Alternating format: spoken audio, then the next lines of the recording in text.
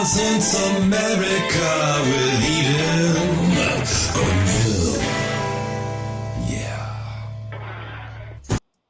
And good morning, Eastern North Carolina. Good morning, United States of America. Good morning to each and every one of you. This is Common Sense America. I'm Eden Hill. Have you checked out our Rumble page? Have you checked out YouTube? Have you checked out my Twitter, my Instagram, and my Facebook pages? If you have not, hop right over there and subscribe to Common Sense America. We have some fantastic guests for you today. We have fantastic guests for you for the rest of the month. We are so excited to be here with you today. It is Thursday. It is March the 23rd.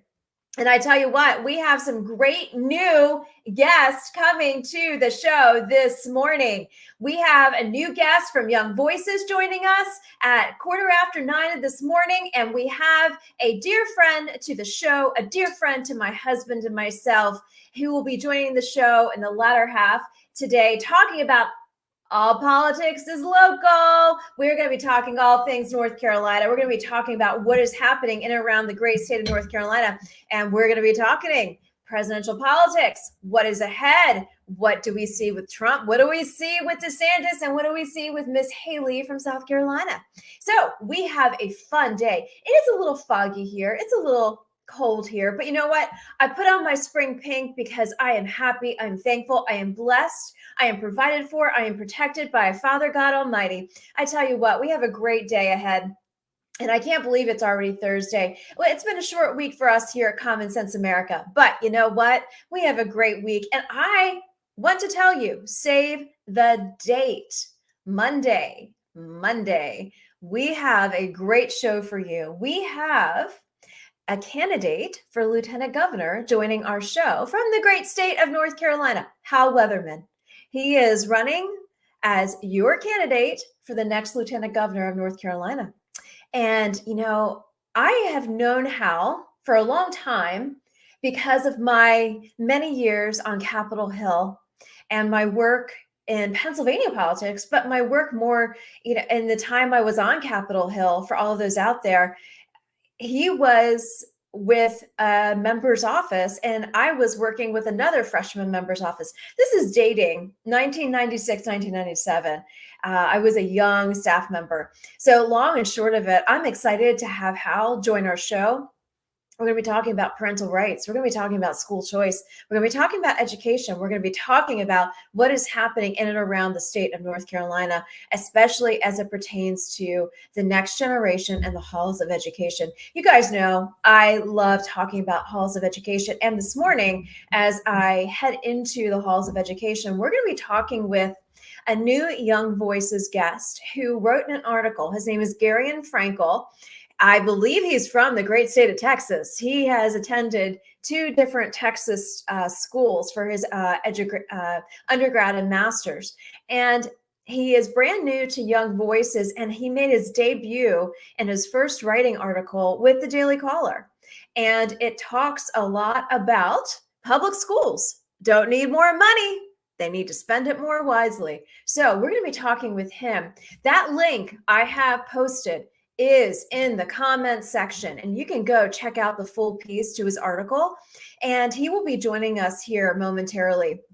So we are going to be talking about all things education. And then in the latter half of the show, we are bringing over to the show a former candidate for State House, and his name is Pete Benton. Many of you in this North Carolina area know about Pete Benton. He has been in local politics for a very long time, and he is going to be joining the show to talk about his service, to talk about what he has done in recent years. He's going to be talking about what's happening in the great state of North Carolina. We're going to be talking about our campaigns. We're going to be talking about what's happening in the General Assembly. We're going to be talking about North Carolina politics. All politics are local. So we have a great show for you here today at Common Sense America. I wanted to thank each and every one of you out there who have been watching this show, who have been supporting the show. Our numbers have just boom, and boom. So thanks to YouTube for taking us off the air for about a week. I don't care. Our numbers still went up, even if we weren't on YouTube. Boom! Yeah, we did it, and we are doing great things here at Common Sense America. So if anybody ever tries to put you down or kick you or make you, rub your face in the dirt, just stand up and say, you know what? We got this. We're fighting. We're fighting for our God. We're fighting for our country, and we're fighting for our families. That is what this show is about.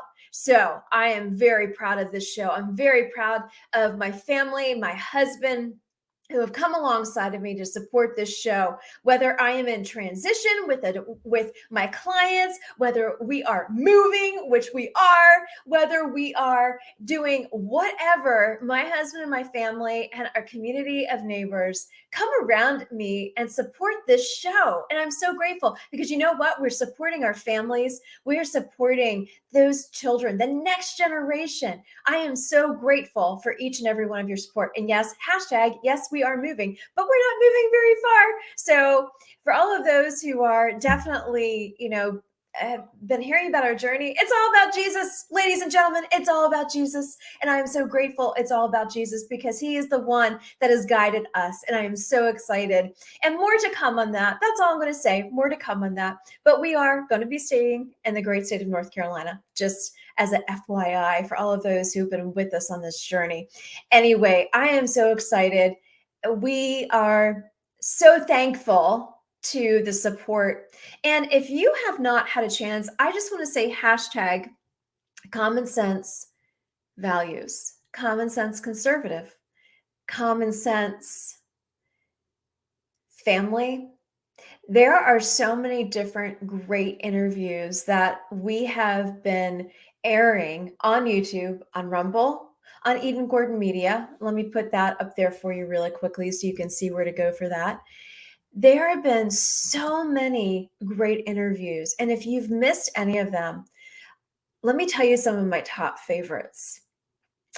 Check out Nelson Robbins.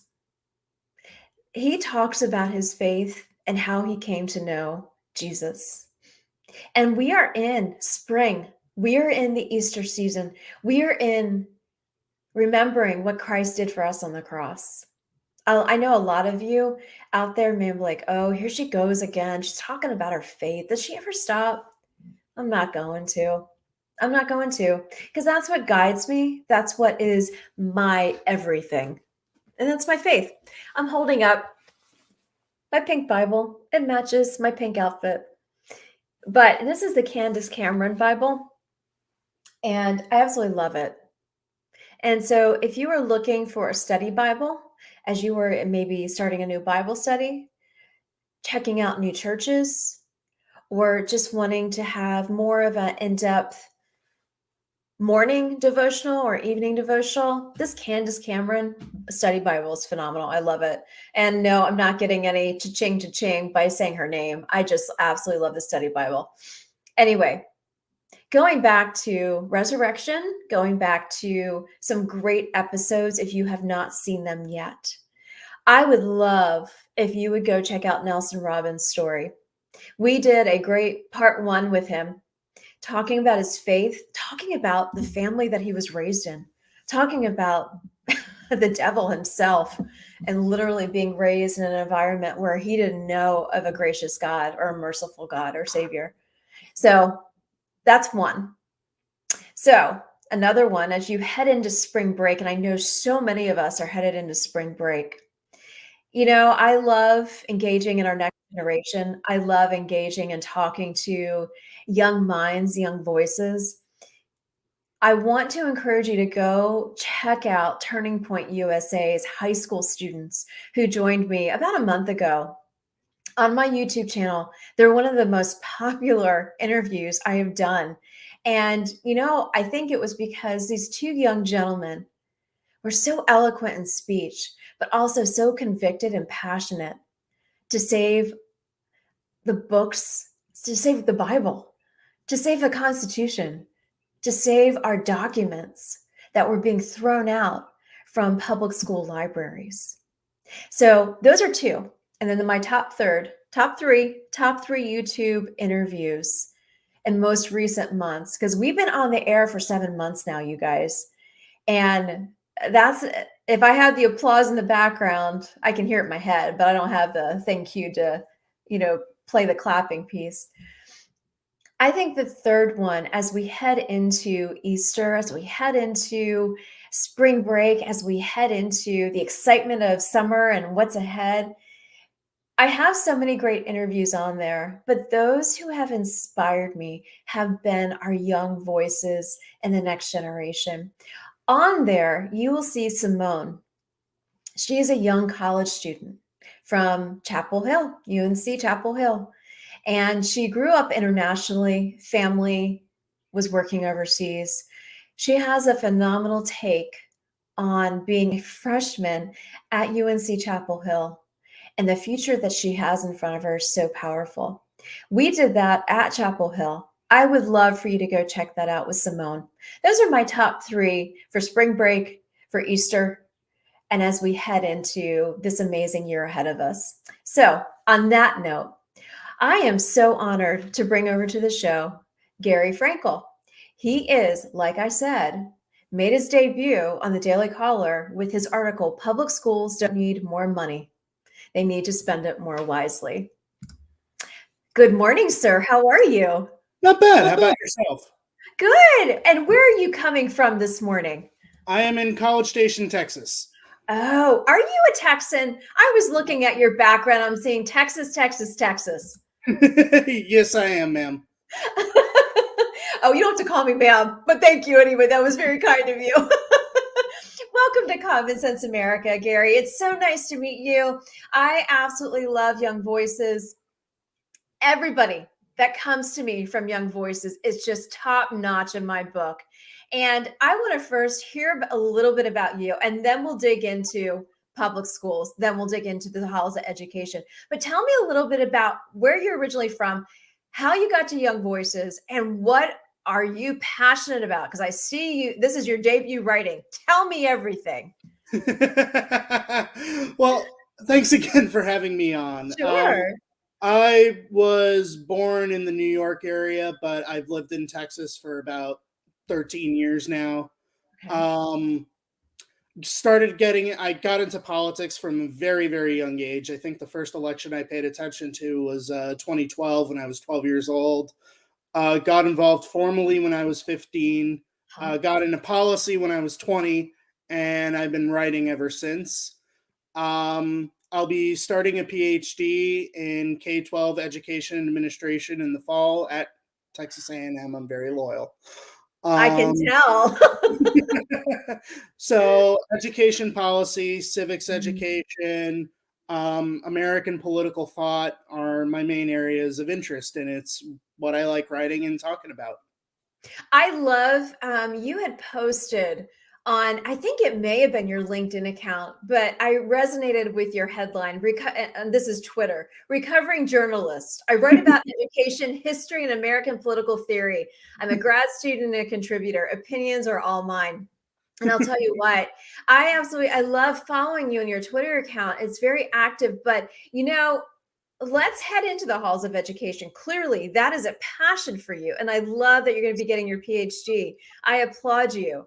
I loved reading your Daily Caller article, and I noticed you had 79 likes on Twitter alone for this article, and you had 21 retweets and quite a few comments. And what I want to go back to, what first inspired you to write this article? Because the public school choice piece, parental rights, you look at Loudoun, Fairfax County, you look at North Carolina, you look at across the board, you look at Florida. There's so many different things out there at the forefront. What inspired you to write this? Yeah, I have been involved, especially in the background and a little bit in ways I'm probably not allowed to specify, in trying to get the school choice bill in Texas over the hump. Texas has historically had a really difficult time getting school choice bills passed, mainly due to opposition from rural Republicans and urban Democrats who argue that such policies will defund public schools. Aha. Yes. Okay. Okay, good. And Continue. yes, and I had noticed another wave of such arguments as the bill was first coming to the table for the first time. I saw an op-ed in the San Antonio Express News by a couple superintendents within Texas that said a lot of things I didn't like. So this op-ed was an intent to correct the record, so to speak, Mhm. and sort of illustrate to the general public what your tax dollars really go to in terms of public schools, because it ain't all your kids' education. Yeah, let's break that down. So talk to me about the tax dollars because clearly we have and I'll say, you don't have to say anything. I always say this to all my young voices and Turning Point guests. I think we have a dictator in the White House who's going to take everything from us. And, I see a lot of our money, our taxpayer dollars going down the drain. As my husband would say, going to butterfly causes, going to this and going to that. So talk to me about where are our tax dollars going when it comes to public education? Because I'm all about making sure these kids get the best education possible. And right now it's all watered down. That's what I see. Yeah, and there's certainly a lot of things you can complain about as far as the White House goes in terms of their spending. But Oh, for your here's my list. but for your education tax dollars, a lot of that is going to come down to your state government and especially your local school board. And Mhm. there are some very famous instances around the country of public schools spending money on things that are not education.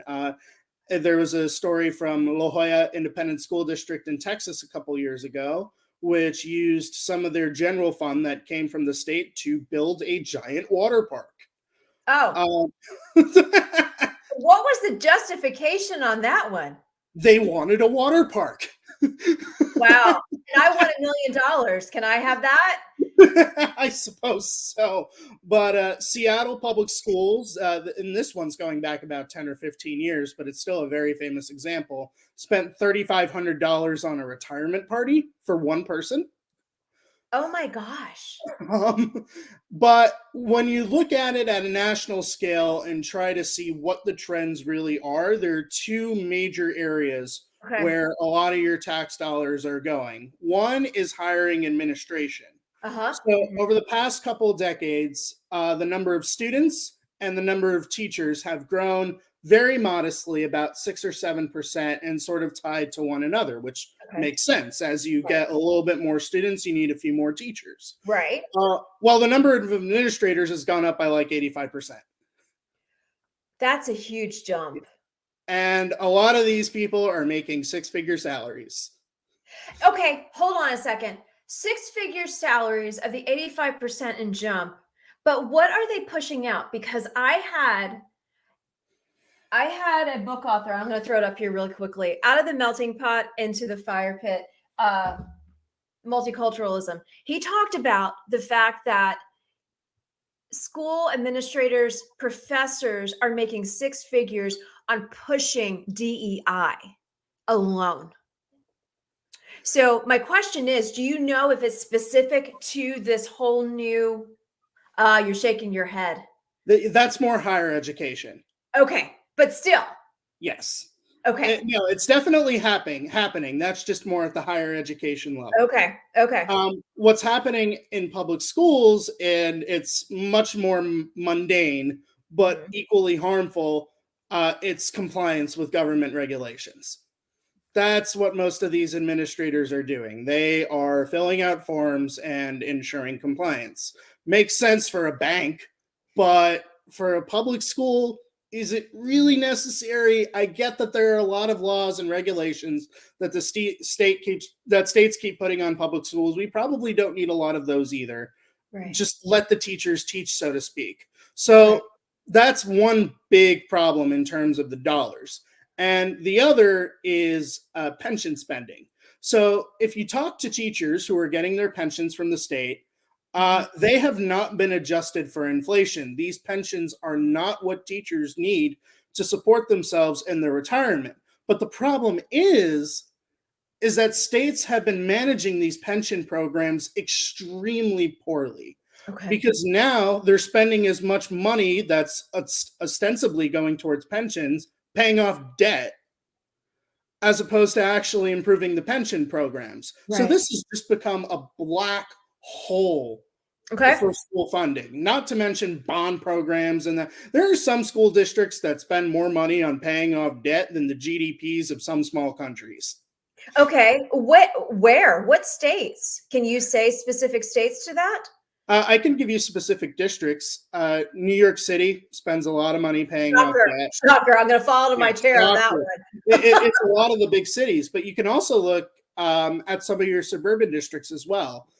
Plano Independent School District, very, very property wealthy suburb of Dallas. Okay. They spent, I forget what the exact number was, but it was something like $200 million just paying off debt. Oh, that's awful. That's Yeah. awful. So over the past few decades, there's been tons of financial mismanagement in the public school system. So when teachers say we need more money, they're not wrong. But the problem isn't that schools themselves are underfunded. It's that their districts are completely mismanaging the money. So none of it actually gets to the teachers and students who need it. Okay. Do you think any of the administrators are skimming off the top? I'm sure that happens in some places. I just have to say it. I mean, because Yeah, it seems like in my own high school, yeah, at my own school district, Mhm. Frisco Independent School District. This was a while ago, and it Mhm. was with the previous superintendent, not the current one. But it was found that he was paying his wife a six-figure salary in central administration to do What? nobody was really sure. Let me guess. Sharpen pencils, maybe? We'll just Perhaps. And then Baltimore is very, very famous for public corruption, particularly within its school system. Mhm. There was a phenomenon that's been happening for years in Baltimore where Mhm. schools claim that they are currently educating certain students, so they receive the money for those students. But the problem is that those students are either dead or haven't been in the district for years. They're Are you called ghost kidding? students. Are you kidding me? No joke. Baltimore.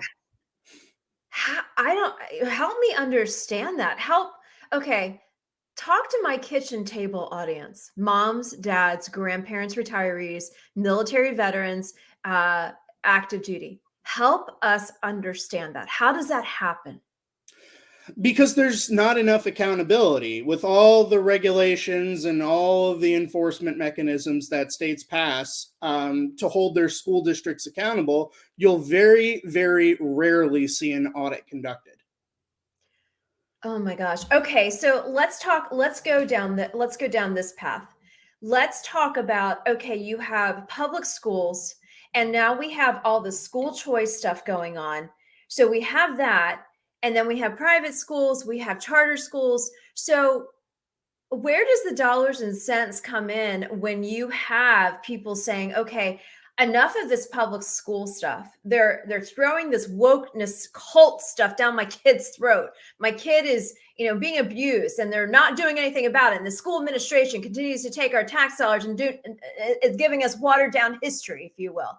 So what do we say then to the parents around the nation? And let's just generalize it from that standpoint first. What do we then say to them if this is aware and we know that this is happening? So is it potential that if we pull our money out from public school, is that going to make the public school worse?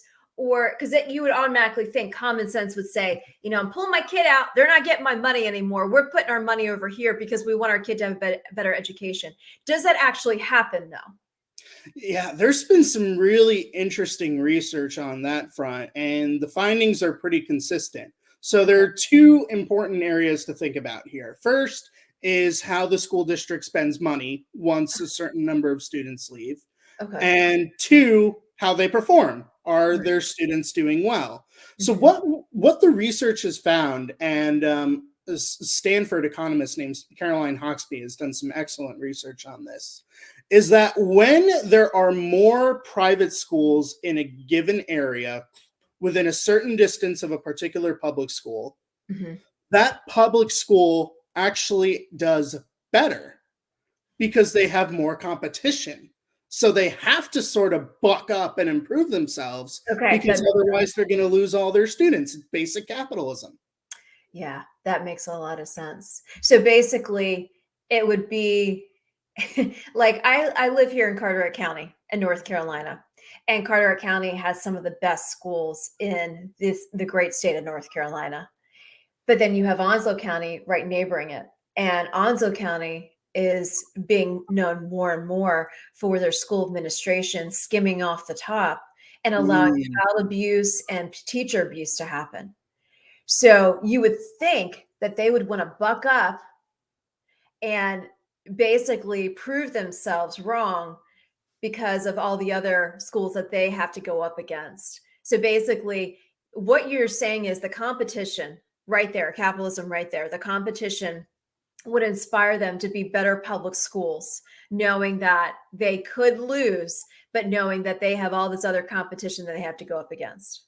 Exactly. It's lots of research in a lot of different states to find that those competitive effects of capitalism are really real in Mhm. helping public school performance. And even if your state is super anti-school choice for whatever reason, there's no chance that you can get a school choice bill passed. What Mhm. you might be able to get through is something called open enrollment.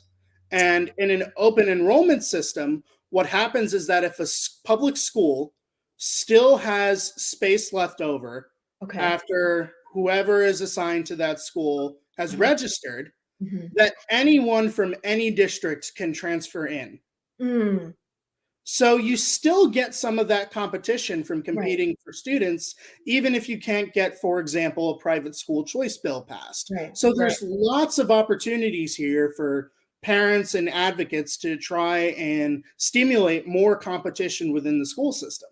Yeah. No, that's fascinating. How can we stimulate and I'm gonna, with you becoming a PhD, I want to just ask you a couple more education questions Of separate from course. the school itself.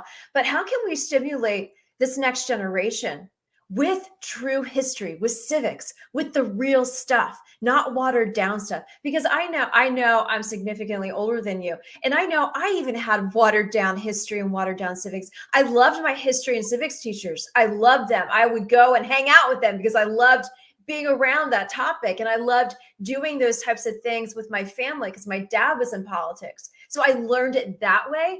But I know a lot of people don't have that opportunity. So how can we bring more meat to the bone when it comes to the learning, the real knowledge of things? How can we do that?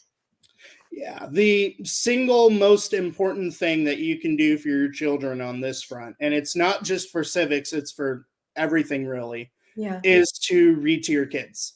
Ah, Read to thank your you. kids Thank you. frequently and often, as much as possible, with true good literature and history. Just read to your kids. Mm, That will demonstrably benefit them in so many different ways, and it will make their entire lives easier on average. mm. But beyond that, it's also I don't have any research to support this, but Yeah, I that's do fine. have some of my own experience on this front. Sure. Is good historical fiction or miniseries, or Mhm. for example, the John Adams miniseries, the movie Gettysburg. Uh-huh. You've got some really good, engaging history there Yeah. in narrative film or film format that can sort of spur an interest in history and government and all that. I mean, I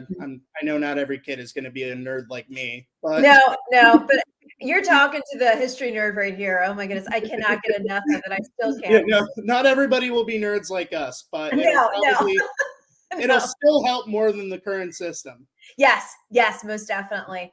But Okay, so I have one final question for you, and then I want to give you an open invitation back to the show. I would love to have you back. I want to hear about more articles you're doing. Please put me on your list so we can get you back here for upcoming events and everything. But this is a very simple and final question. Where in New York did you come from? uh, and I will say that my mom is from Texas, so I'm not completely a transplant. Oh Oh my But goodness. I spent the first 10 or so years of my life on Central Long Island. Oh, okay. No, I lived in the city for a long time. I lived on the Upper East, Upper West Side. I still have my Zaybars from the Upper West Side coffee delivered every month, and my bagels. I got my husband, a Southern boy, hooked on New York bagels. So I just had to ask you. So anyway, where I have below, well, I have right here on the link where people can find your article. But I see you on Twitter. Where else can people follow you and on your upcoming articles? Yeah, Twitter is definitely going to be the best place for me. I Okay. keep pretty much all my other social media under lock and key. But follow me on Twitter at FRANKELGARION. Okay. Well, Gary Frankel, public schools don't need more money. They need to spend it more wisely. Hashtag Common Sense America. I am so glad to have you here. Thank you, Young Voices, for Gary. And thank you so much and congratulations on your debut on the Daily Caller. Well done. Thank you. And thank you for having me. My pleasure. I'll see you soon. Have a great day. You too. Take care. Bye-bye. And for all of those who are tuning in, this is Common Sense America. We are live and we are on YouTube, we are on Rumble, we are on all your social channels. And that was just a fantastic guest from Young Voices. Thank you, Young Voices, for your continued support to Common Sense America. It's an honor to have them. And next, live here in Eastern North Carolina, I'm bringing over to the show Pete Benton. We have known each other for about a year now, and we're going to be talking all politics is local politics. North Carolina conversation with a veteran, U.S. Air Force Presidential Honor Guard, and presidential history. We are going to be talking it out right here at Common Sense America. Good morning, Pete. How are you? Good morning, Eden. Top of the morning. Top of the morning. So good to have you here. Thank you for joining. We are live. How are you? Fantastic. Couldn't be better. As we say in Germany, guten Morgen. How long did you spend in Germany? I was in there a short tour. I was a senior war planner for about 4 months. Brought Cindy over. She's a veteran. We toured Normandy together May 2010. My uncle earned the Bronze Star for valor at the Battle of the Bulge. Oh, wow. Wow. Well, Pete, it's so nice to have you here. You know, we met when we were both running for state house for North Carolina, and we have seen so many things happen in our district, local and state level. And, you know, we are headed into, presidential, we're headed into all of these upcoming elections and so much happening to our state. As you are very involved, you are going to all the events, you are talking with people. What has been standing out to you as one of the top concerns of people, of hearts and minds that are being affected here in the state of North Carolina? Well, I think for the newest legislature that was just seated, there's a number of things. There's abortion, there's redistricting, voter ID, sports betting. There's some concerns about educational funding, teacher pay. There's grave concerns about critical race theory and what's going on there, in our school system, not only in your secondary schools, high schools, but also colleges and universities. And I would also say as well, there's grave concerns about the budget deficit. We're at $32 trillion deficit right now at the federal government. Yeah, no, that's a big deal. That is a big deal. We just had a lot of the topics I talk here are for the moms, the dads, the retirees, the active duty, the military spouses, the underemployment issues. Yesterday, we had Project 2025 on, talking to the presidential transition, preparing for the next Republican conservative president, and talking about, the job aspects of how they will take so many different walks of life if they are conservative, if they are patriotic, if they believe in God, country, and family. And so many things are affecting our precious nation right now. And we see the $1 trillion deficit. We see the Biden dictatorship. We see socialism. We see communism. We see fascism. We see CRT, the woke cult. We see all of these things affecting the young minds of this next generation. But what do you think we could do better here at the local and state level for North Carolina and for this state? First and foremost, one of the things I've been working with is Faith and Freedom Coalition. And I believe the Faith and Freedom Coalition is an outstanding organization that is getting the Christian patriot voters together. And we had a meeting a couple of weeks ago, and I had Jim Quick come down and also had Paul Brentley. And we're looking at starting a chapter down this way because I think now more than ever, it is imperative for the ministers, the preachers, the churches to get involved in the political process. If Yes. you recall, I'm a political scientist by training. Vice President John Adams once said when he was Mhm. working, under President George Washington, when considering those for public office, we must pick men of high moral character. What he's Mhm. talking about is faith.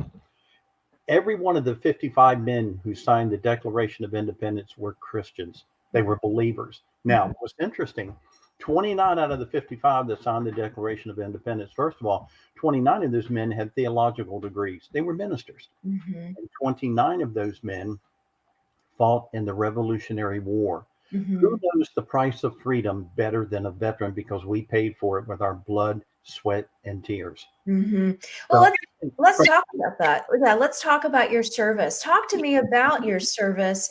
And um, during our campaign and during our time together on the campaign trail, your service always came out. And I want to, talk about and you see right behind me, you see the flag.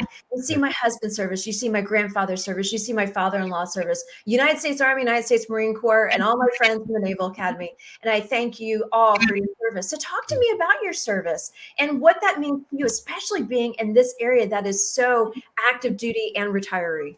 yeah, well, I'm very, very proud of my service. I originally had a congressional appointment to the U.S. Naval Academy from Congressman Walter Jones. I Mm, opted to go as an enlisted man. I joined the Navy in December 1972. I served for almost 3 years. I was released from active duty in November 20th, 1975. So there were some people on the campaign trail last year that made some remarks from one of our opponents and their mhm, supporters saying I was not a Vietnam veteran. Well, I mm, have conclusive proof right here that I am a Vietnam veteran mm, because under the rules for Vietnam veteran, if you served during the inclusive period, you did not have to serve in country. But you mhm, can see here's my card, Vietnam Veterans of America, mhm, and it's the lifetime membership. Okay. mhm, After that time, I went back to graduate school, earning graduate and undergraduate degrees in political science and psychology. Entered the Air mhm, Force, came back, mm, and then I was stationed at Pope Air Force Base when I was selected to be the deputy commander of the Air Force Presidential Honor Guard for Ronald mm, Reagan, George Bush. mm. So I had a blessed career. I've told so many people, I said, serving Ronald Reagan was like earning the gold medal for your country. Yeah. I vividly, as a matter of fact, let me see if I can show you a photograph. If you can see one right here. Oh, President. yeah. Yep, Yeah. that's right there. Now, what's interesting about that particular photograph, June 12th, 1987, at the Brandenburg Gate, Ronald Reagan gave a famous speech. And he said, Mr. Gorbachev, tear down this wall. The very next day, President and Mrs. Reagan flew back to Andrews Air Force Base. And this is the photograph is from the welcoming ceremony coming home from that. And I Mhm. have to say, what's fascinating, what I loved about Ronald Reagan was this fact of his faith and patriotism. Born into a very impoverished family, he was born February the 6th, 1911, and grew up in, matter of fact, Dixon. He was born in Tampico, but grew up in Dixon, graduated Mhm. from Eureka College. But I think what made Ronald Reagan such an extraordinary man was his faith, because he would say Yeah. that as a young boy, his mother would take him and his brother Neil, sit her on her lap, and read the boys the Bible every night. Mhm. And I got another really cool photo. One of my favorite ladies was Prime Minister Margaret Thatcher. Oh, yes. Photo Yes. as Prime Minister. Matter of fact, I'm standing to the right of President Reagan. And just a little interesting tidbit: Presidential Honor Guardsmen are handpicked. They're the top 1% of all 5 military branches. It's Mhm. called the Joint Service Presidential Honor Guard, which is headquartered at Fort Leslie J. McNair in Washington, D.C. If you've Mhm. been there. Now, um, they do a very intensive scrutinizing process to select you for this. And as I said, you have to be in the top 1%. You Mhm. receive a presidential access clearance, a top secret clearance. Okay. And I had the privilege to be selected Mhm. for the Air Force Honor Guard, and my mother was extremely, extremely proud of that. But of all the ceremonies, I think that we did that really touched my heart the most was on Memorial Day with President Reagan at the Tomb of the Unknown Soldier. Yes. And I will never forget the first ceremony I did, and it was to stand there at the Tomb of the Unknown and see all these extraordinary men and women who'd given their lives for service in God to country, to Yeah. see the Medal of Honor recipients, to see the highly decorated, Navy crosses, Army crosses, silver stars, bronze stars, to see the veterans who were handicapped. Yes. They paid the ultimate price. And I like there's a beautiful saying by Abraham Lincoln. He said when he's talking about the Gettysburg Address, 7 years ago, this nation conceived in liberty with the proposition that all men are created equal, that those who gave their last full measure of devotion for God and country shall not have died in vain, that this nation shall have a rebirth of freedom, that the government of the people, by the people, and for the people shall not perish. Amen. So, Amen. wonderful. I feel it was a great blessing. And I think now more than ever, I think if Ronald Reagan were here today, he would tell us, turn back to God, turn back and repent. Yes. And we can save this nation. Yes. Well, I always say, with what we have in the White House right now, we have more of a general counsel in the White House. We do not have an active commander in chief. And some days and you call me a conspiracy theorist, but some days I don't even think that is Biden. I think that's somebody else imitating him. And yesterday I was listening to one of my favorite radio shows, and James Rosen, who is one of the chief correspondents for Newsmax. I had worked with him at Fox News. He has a new book out. He was talking to my friend, 990 AM, Chris DeGaulle, and that he was talking about the fact that in all of these presidents before Biden, they do not put him at the press call. He is rare to be seen when it comes to communications. And so you sit there and you say, I am going back to Reagan and his phenomenal communications. He was the great delegator. And we are looking for a leader. We are looking for a leader, whether it's Donald Trump, whether it's Ron DeSantis, whether it's somebody who's coming out of the woodwork, whether it's, South Carolina, Nikki Haley, Tim Scott, or Vice President Pence. But this nation is looking for a leader. And that also trickles down to local and state. We are looking for leaders who are going to take this nation, but also take the states, power back to the states. And that's what we need to be seeing more of here in this great state of North Carolina. Because I look around, and my husband and I mentor so many amazing children. And we sit here and say, when you feed them, you hear things that are happening in the school systems. And just in Onslow County, there has been so many different issues with the school administration over there. There has been issues with the fact that the school administration is not addressing the fact that kids are being abused, and the parents are not having parental rights. The school choice piece is huge. So it is power back to the states. But when we have that empty suit right now in Raleigh, we have got to really say to the voter, hey, the time is now. Educate yourself, and bringing faith and God back into the schools, back into and making the churches come back again, and really engaging the community for faith and for Christ. That is the biggest thing, because when you take Christ out of it, everything happens. And that's as good as I do.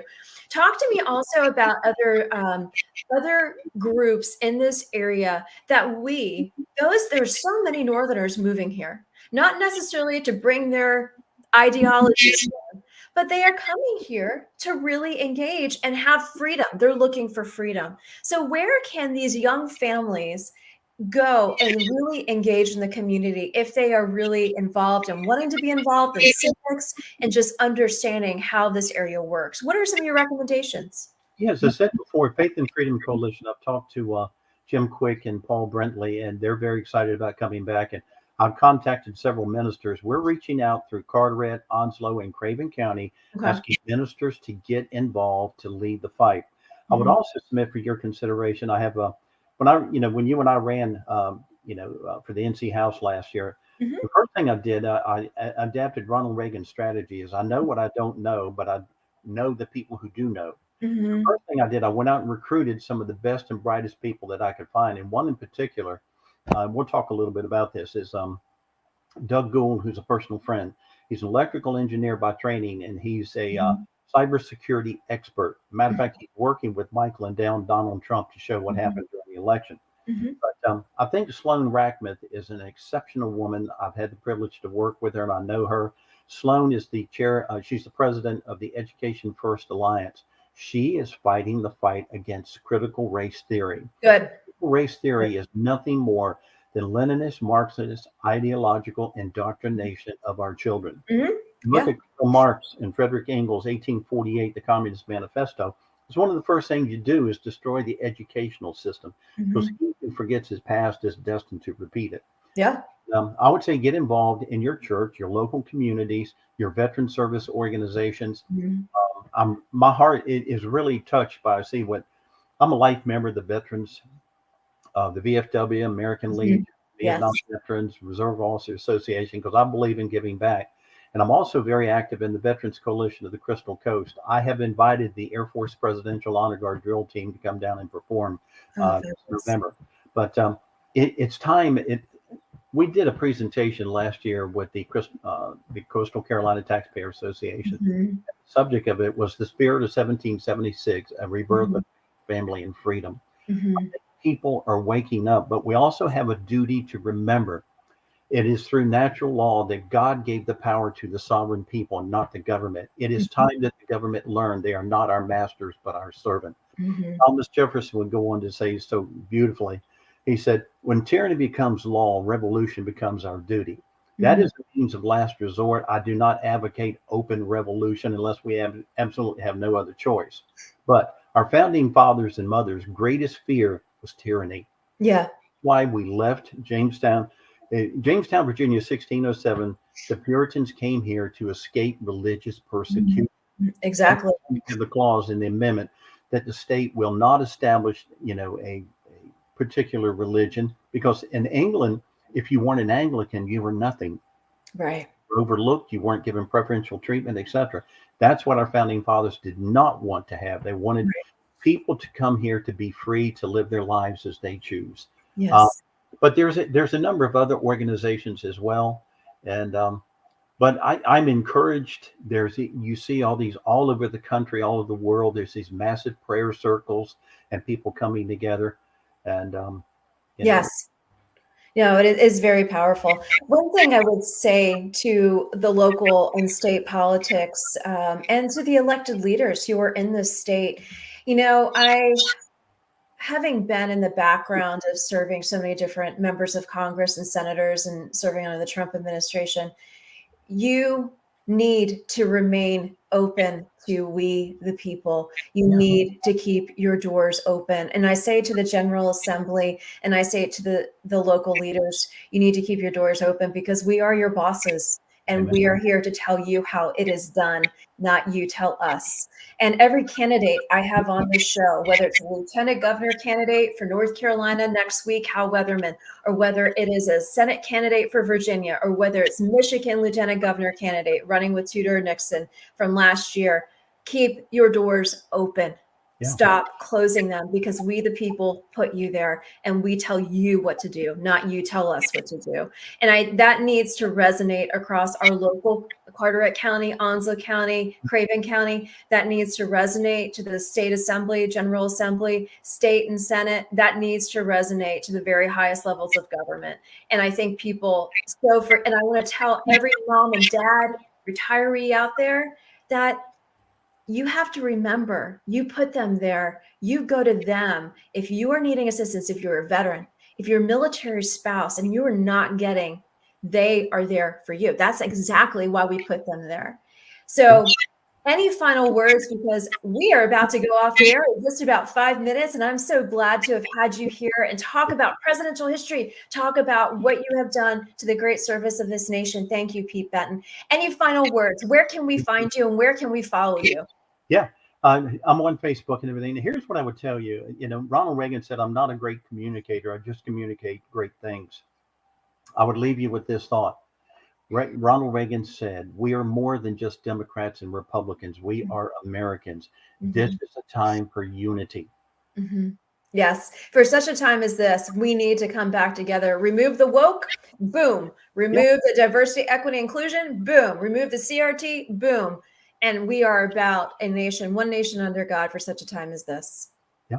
Amen. So thank you so much, Pete Benton. Thank you for joining us. Thank you for your service to this great nation. I look forward to having you back. We'll talk more politics. We'll talk all politics is local. Well, when you and Craig and I get together, I have a Ronald Reagan Presidential Honor Guard coin. I'm going to give both of you. Okay? Oh, Let's get together for dinner. Thank you. I would love that. Thanks, Pete Benton. We'll see you soon. Have a great day. You too. Goodbye. Bye. And for all of those who are tuning in, this is Common Sense America. If you have not done so yet, hop over to YouTube, hop over to Rumble, hop over to Twitter, Facebook, LinkedIn, all the social channels. You will find all of our fantastic shows and amazing guests who love this country, love God, and love our families, and who want the very best for the halls of education, the halls of Congress, our local and state.